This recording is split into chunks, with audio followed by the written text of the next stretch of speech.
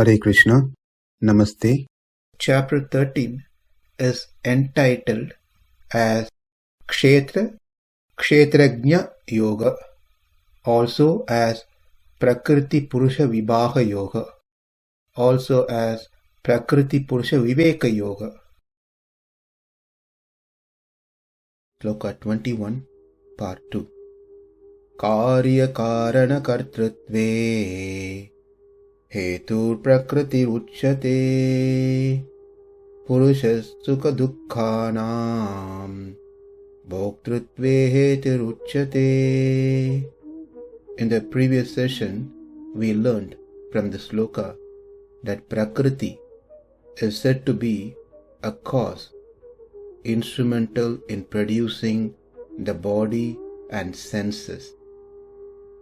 It is the cause of all the actions and activities that's being performed. The Jivatma, the living entity, is said to be the cause, being the enjoyer of happiness, distress, etc. Krishna separates these two between Prakriti and Jivatma. But we also made the connection with these two, that it is through the prayatana, effort of the Jivatma, which results the activities on the Prakriti. Therefore, it is said the activities are done by the Prakriti, but the Prakriti by itself doesn't do the activity. It is being initiated, commenced by the Atma's prayatana. This is what we have seen in the previous session. Now, with that said, this brings up a very big question. If we haven't thought about it, here is the question. If we say Prakriti is the doer and it cannot do things by itself, it requires Jivatma to take the step prayatana, by which the Prakriti does the action. When we say Prakriti here, not that the Jivatma is trying to control the Mula Prakriti, that's not possible, but the Mula Prakriti in a smaller version, which is called the Sharira, the body of individual Atma. So the Jivatma is trying to control the body, by which the body does the activity. If this is how we understood, then when we saw previously the creation, how the creation happens, we saw the Prakriti by itself became Mahan. From Mahan, Ahankara, that is, a portion of Prakriti changed into Mahan. Within Mahan, a portion of Mahan changed into Ahankara. Within Ahankara, a portion of Ahankara became Sattvika Ahankara, Rajas Ahankara, and then Tamas Ahankara.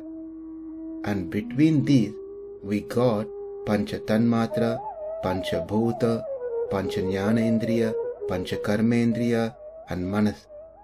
And then we had the universes getting created with these things. So it appears that Prakriti is actually the doer without even having any Chetana, the conscious being, to drive it. So this theory, this school of thought, comes from Sankhya philosophy. According to Sankhya philosophy, Kapila, who is the founder of Sankhya philosophy, establishes that there are only two things. One is Prakriti, another one is Purusha. Here the Purusha are Jivatmas and Prakriti is a material nature. and Prakriti does its job, Jivatma does its job. There is no need for the Jivatma to control the Prakriti. Prakriti is independent by itself and it performs its activities. As it is made of Sattva, Rajas and Tamas, it becomes a cause for this universe without being controlled by anyone. This is Sankhya philosophy. They do not accept there is a controller who does these things using the Prakriti and Purusha. They are called Nirishvara Sankhya, one who accepts Prakriti and Purusha but denies the Ishvara, the controller, the Supreme Lord. If we recollect that in the 3rd chapter, 27th sloka, Prakriti kārya-kāraṇa-kartṛtve gunai karmani sarvasaha, Krishna said all the activities are carried out by the three modes. And in the 30th sloka of this chapter, we are going to see where Krishna says, Prakritiyevacha karmani kriyamanani sarvasaha. One who can see that all activities are performed by the body, which is created by material nature. So there are various statements that we see that it is Prakriti who is the doer. And as for the Sankhya philosophy, they say it is clear that Prakriti does things independently without the involvement of the Chetana. Like how we can see the Prakriti changes into Mahan, Mahan into Ahankara and so forth. So the question comes, how can Prakriti, which is Achetana, which doesn't have knowledge, can do activities by itself? For that, they give an example of milk, which turns into yogurt, curd. So the milk turns into yogurt without need of anyone to control it. But the problem with this example analogy to support their philosophy has a flaw. The milk does not turn into yogurt by itself. Though the process goes on, someone who is Chetana, who has knowledge, must have started the process. They must have put an agent into the milk so the milk can change into yogurt over the night or whenever it is. For that counter argument, Sankhya gives another example. Well, the grass eaten by the cows gives milk. In this, there is no need for an involvement of a third party. So we can see that when the cow eats the grass, it becomes milk. So for that, the question is, then why when the grass is eaten by a bull, the bull doesn't give a milk? Why only cow gives the milk by eating grass? Why not bull? So that means someone who is intelligent, who has knowledge, set some policy, some rule stating that it is only when the grass is eaten by the cow gives milk. When the grass is eaten by the bull will not give the milk. So there is someone higher who has set this rule. For that, Sankhya gives another argument. Well, the camel carries load on its back. So that doesn't require any setting of rules or policy, nothing. Well, for that one, the answer is no camel will do things like this on its own. The camel is not going to go and take a load and put it on its own. Again, someone who is Chetana, who has knowledge, has placed the load on the back of the camel so that camel can carry. For that, Sankhya says, well, consider the case of magnet and iron. There is no involvement of a Chetana here. Now, magnet attracts the iron. Iron gets attracted to the magnet. No involvement of any Chetana. No one have to take any step here. So they get pulled by themselves. Well, the problem with this example is your concept. You said that there is puruṣaḥ and there is prakṛtir. One is Chetana, which has knowledge. Another one is achetana, which doesn't have knowledge. In your example, magnet is achetana, iron is also achetana. So your example doesn't go well to prove your theory. Cannot be accepted. Then Sankhya comes up with a brilliant analogy, example, which is known as Panguranda Nyayam, that is, a lame man and a blind man. That is, both of them are physically disabled. The one who doesn't have foot to walk or who cannot walk, lame man.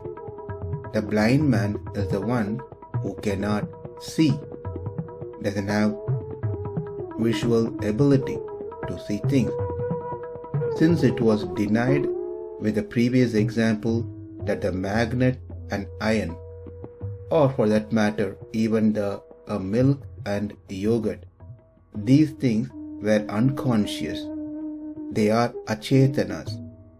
We cannot accept those examples because both are achetanas, whereas one has to be achetana, another one has to be chetana, because prakriti is achetana without knowledge and jivatma are chetana with knowledge. For that reason, the Sankhya's came up with this example of a layman and a blind man.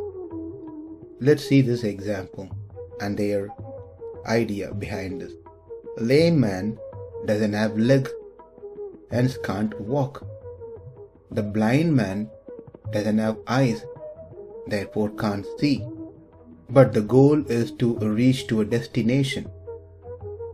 The blind man cannot go to the destination, whatever the destination could be, because he can't see. He doesn't have a vision.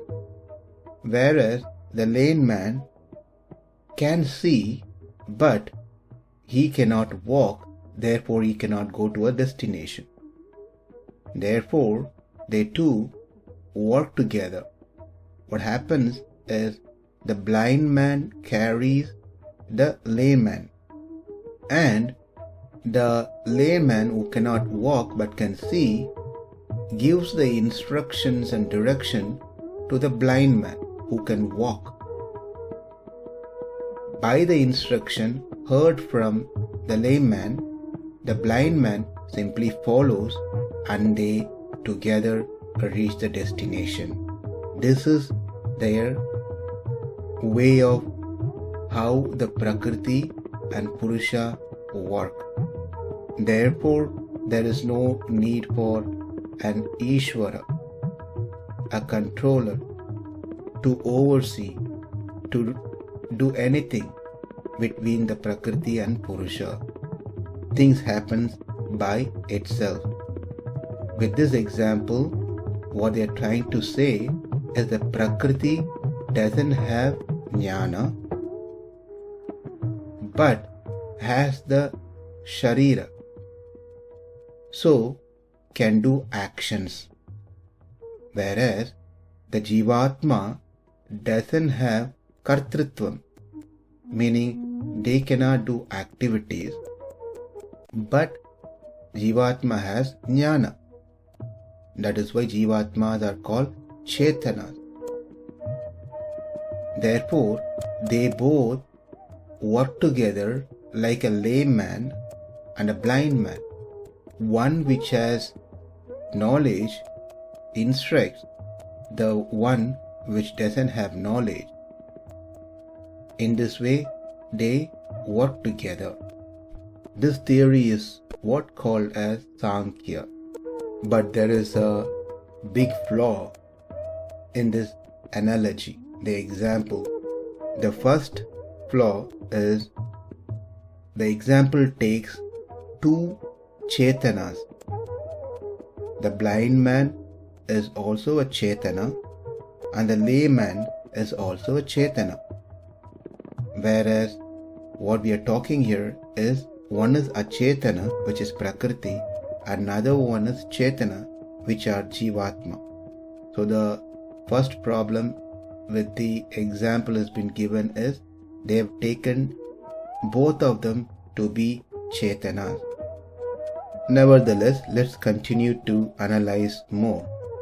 The one who is sitting on the top must only have jnana, whereas the one who is carrying must only have action, activities. The one who is sitting on the top must have jñātritvam. The one who is carrying should have only kartṛtvam. That is, the one who is carrying can only perform activities. The one who is sitting on the top can only give instructions because it has jnana. But what's happening here with this example is the one who is sitting on the top, he not only has jnana, but he can also see things. That means seeing is an activity. That means the one who is sitting on the top does both. He also have jnana, he is also able to see, therefore kartṛtvam is also there, jñātritvam is also present in the one who is sitting on the top. Now let's come to the one who is carrying. The one who carries, the layman, must only have action. But here, when the instruction is given by the layman to the blind man who is carrying, the instructions are being understood by the blind man and followed. The one who is sitting on the top saying, go straight and turn right, watch out, there is a rock, cross over or jump over or go on the side of the rock. All those instructions are being exactly followed by the carrier. The carrier who is blind, who is only supposed to do action, now also able to follow the instruction. If someone is following the instruction, then obviously they should also have a level of knowledge to follow the instructions. Otherwise, they can't follow it. Which means the one who is carrying not only has kartṛtvam but also has jñātritvam. Therefore, the example that has been given by Sankhya cannot be accepted as both requires both. So the point that we need to understand is the prakriti cannot function by itself. It is being driven by a conscious being. And we are talking on a one level between the Jivatma and the body. But if we go a little higher, Ishvara, the Supreme Lord, is present, who is higher in consciousness, is the one who manages prakriti and puruṣaḥ, the chetanas an achetana. It is by his will that things comes into existence. By his will, the creation happens. It is by his will the destruction happens. Therefore, the achetana, non-sentient object, cannot perform any action on its own without chetana, sentient being, controlling it. Say, if it is prakriti which creates things, this universes on its own, then how is that the prakriti which is achetana, a non-sentient object, has the capacity to think or alter its thought process, that now it's going to be creation, shrishti state. Now it is going to be pralaya state, that is destruction state. How can a prakriti which is non-sentient can suddenly change its nature from creation to destruction, from destruction to creation? Therefore, there must be some reason why the prakriti becomes into a creation state and then after that goes into a destruction state. And that reason is not coming from the prakriti. It has to be from one who can reason. To reason, one has to have knowledge. It has to be a chetana, a sentient being, which can decide when the creation should happen, when the destruction should happen, and so forth. Therefore, chetana drives the achetana. It is achetana which does the action by the prayatana of the jivatma. Or, on a bigger scale, it is by the Supreme Lord, prayatana. By his sankalpa, the prakriti does the action. Then why do we see the scripture says the prakriti is the doer? It is simply to show the prominence of prakriti's function, the overall function. For example, if a man carries something using his hand, we say that the hand carries an object. But in reality, it is a man who is carrying the object with the help of the hand. But we say the hand carries.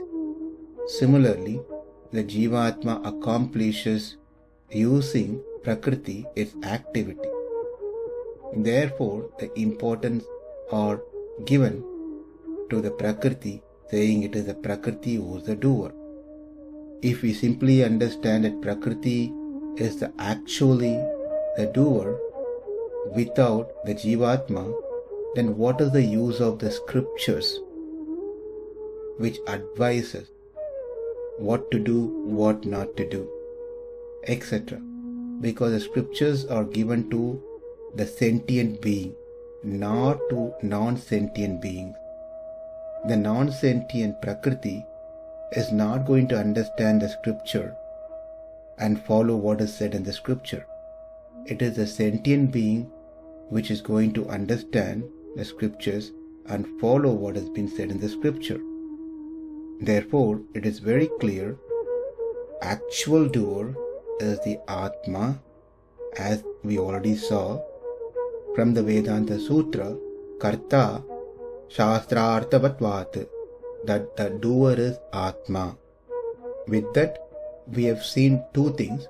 From verse 20, we saw the connection between Atma and Prakriti, that they are beginningless. And from this verse, verse 21, we understood the effect due to that beginningless connection. The effect is that the Prakriti does the action, whereas the Jivatma experiences the happiness and distress and so forth. what we are going to see next in 2 verses, 22 and 23, is the cause for the Atma to be associated with the body, with the Prakriti. What is the cause? So that we will see in the next 2 verses. kārya-kāraṇa-kartṛtve hetur prakṛtir ucyate puruṣaḥ sukha-duḥkhānāṁ bhoktṛtve hetur ucyate. Namaste. Hare Krishna.